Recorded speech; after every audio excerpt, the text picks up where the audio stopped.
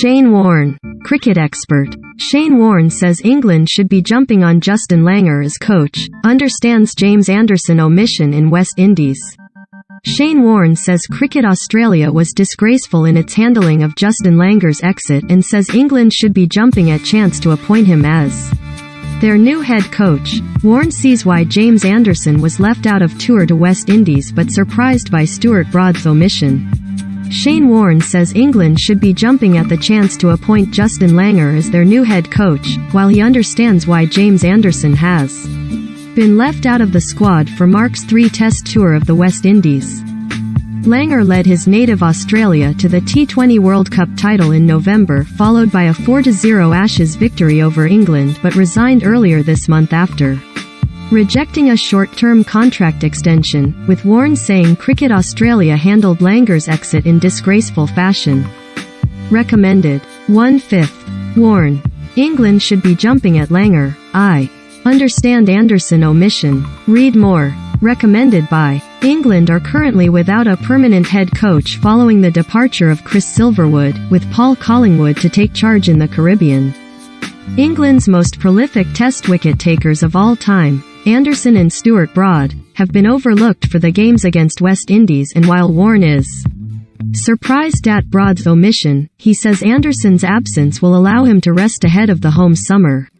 Speaking on the Sky Sports Cricket podcast, legendary Australia leg spinner Warne said of Langer, "If I were England, I'd be jumping at him." Cricket Australia handled Langer's exit disgracefully. Winning an Ashes and a World Cup, it doesn't get much bigger than that for Australia, but for me, Langer was a dead man walking when I didn't hear the captain or any other players sticking up for him, saying he was fantastic. I found that really disappointing. Why couldn't Cricket Australia come out and say they were not renewing his contract straight away but would wait until the end of the summer, see who the best candidate is, and if Langer is still the best candidate, give him a contract? I thought it was pretty poorly handled and that Cricket Australia were disgraceful in the way they handled it.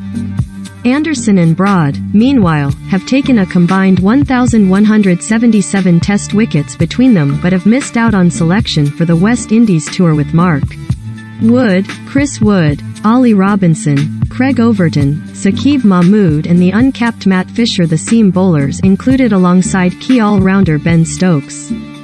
Warne said, "I wasn't surprised Anderson got left out. He is England's best ever bowler and when the conditions suit he is still a handful, but when it was flat in Australia, I think he struggled." Warne. Anderson needs conditions. He bowled a nice line and length, was economical and could dry up an end and could do a roll with firepower at the other end.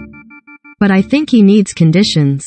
You want him to play in England, and if he plays in the West Indies after the Ashes series it is going to be hard in England, so I don't mind him having a break, but I would have played Broad.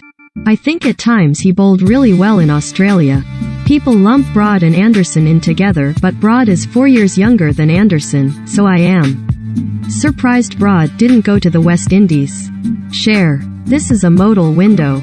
Unsupported location. The video you are trying to watch cannot be viewed from your current country or location. Warne also believes England should consider T20 regular Liam Livingstone for Test cricket moving forward. The Lancashire player has played 20 limited overs internationals for his country and hit a national record 42-ball T20 I-100 against Pakistan last summer, but is yet to McKee's Test debut. Huge year for Livingstone, he could play all forms. Warne added of Livingstone, "I think he has a role to play in red ball cricket and that he is worth a try in the middle order. He bowls some pretty handy leg spin as well. A bit of wrist spin when the bowlers are tired, he would be pretty dangerous. I would like to see him make some hundreds in first-class cricket, not just make quick runs, like 40 off 15 balls. I'd like to see an ugly innings and him not giving his wicket away, get through a tough bowling spell. Does he survive it or look to slog his way out of it? Is he a one-trick pony or is he better than that?